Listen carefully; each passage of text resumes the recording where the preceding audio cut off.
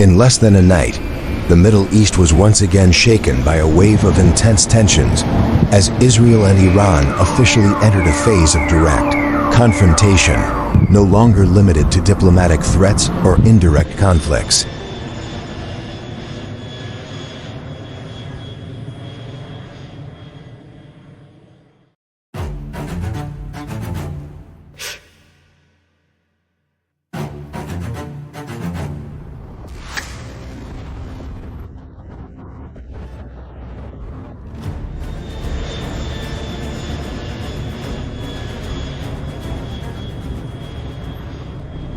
It all began when Israel launched a large-scale, bold, and unexpected airstrike campaign, targeting multiple key sites deep within Iranian territory.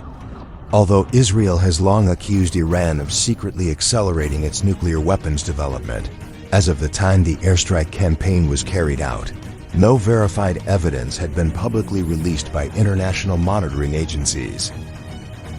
Even the International Atomic Energy Agency, the highest authority on global nuclear oversight, has not issued any official report indicating that Tehran has committed serious violations of its commitments. This has led many experts and members of the international public to view Israel's strike as a unilateral act of provocation, one that falls outside the bounds of international law and risks plunging the Middle East into a new cycle of violence. And just as many observers had predicted, Iran did not remain silent. Only hours after the airstrikes, the Middle Eastern night was shaken once again by a retaliatory attack said to be unprecedented in both scale and intensity. Hundreds of long-range ballistic missiles, along with swarms of suicide and reconnaissance drones, were simultaneously launched from Iran's western provinces, heading deep into Israeli territory. The focal point of the preemptive strike was Tel Aviv, a city long regarded as a symbol of prosperity and security for the Israeli state, now suddenly transformed into a direct target under a barrage of missiles from Tehran. Before Israeli citizens could even recover from the initial barrage, air raid sirens blared across major cities, piercing the night with urgency. The missile defense radar network operated at full capacity, with the renowned Iron Dome, David's Sling, and Arrow 3 systems all simultaneously activated and deployed to minimize damage as much as possible. Amid escalating tensions, Israel's close allies, including the United States, the United Kingdom, and France, swiftly mobilized to provide support, supplying data from early warning stations, military satellites, and surveillance radars positioned throughout the Middle East. Israel swiftly issued a statement to reassure the public, claiming that between 80 and 85% of the incoming missiles had been successfully intercepted.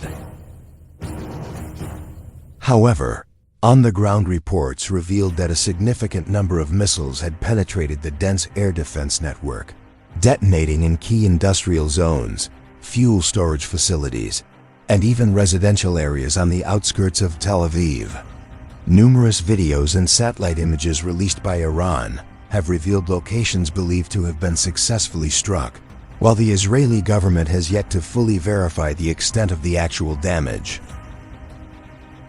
International reporters and independent observers have also confirmed the sight of large plumes of smoke rising and prolonged explosions, echoing across southern Tel Aviv and several nearby cities. Throughout the night, Israeli rescue teams worked tirelessly to extinguish fires, evacuate civilians, and ensure the safety of thousands forced to spend the night in emergency shelters. International military experts widely agree that the scale of Iran's coordinated attack, combined with its precision targeting capabilities, has exposed significant vulnerabilities in Israel's multi-layered defense system, a system long regarded as nearly impenetrable. The seamless coordination between UAVs and ballistic missiles, combined with a short-duration yet high-intensity firestorm tactic, proved capable of overwhelming even the most advanced multi-layered defense systems, including cutting-edge technologies like the Iron Dome and Arrow 3. In response to the rapidly escalating situation, the United Nations Security Council issued an urgent statement announcing that a special session will be convened in the coming days to discuss measures to contain the crisis.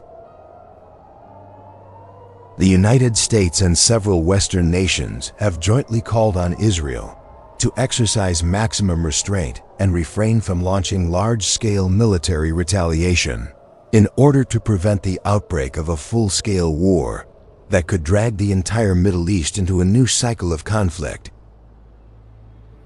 And I remain profoundly alarmed by the ongoing military escalation in the Middle East between Israel and Iran.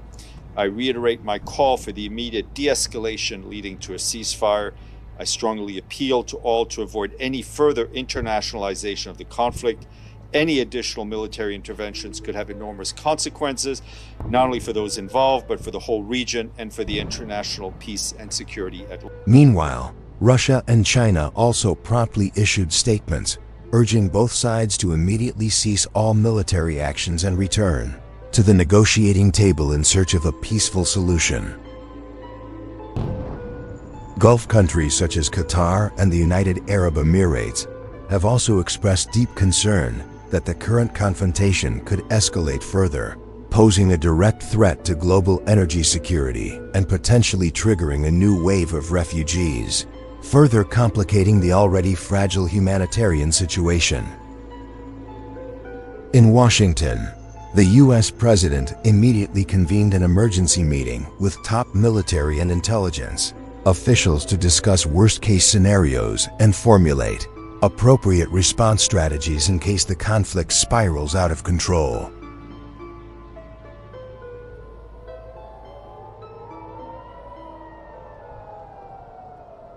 At the same time, international humanitarian organizations have begun deploying relief teams and preparing infrastructure to receive displaced populations in anticipation of a potential humanitarian crisis that could erupt at any moment. From a military standpoint, Iran's retaliation delivered a clear message. Tehran now possesses not only long-range strike capabilities, but also the capacity to conduct a high-tech asymmetric warfare strategy, leveraging UAVs and missiles to neutralize even the most advanced defense systems. A new chapter in the Israel-Iran conflict is unfolding. Its scale and unpredictability bring the entire Middle East to the brink of a full-scale war, or at the very least, a prolonged crisis that poses a direct threat to global political and economic stability.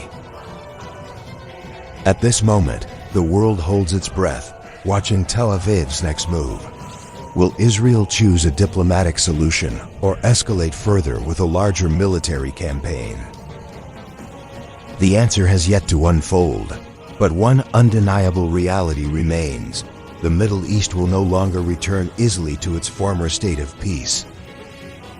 Iran's unprecedented retaliation has fundamentally shifted the balance of power in the region, while proving one crucial point: even the most advanced defense systems are not entirely invincible when confronted with a full-scale, asymmetric, and highly unexpected offensive strategy.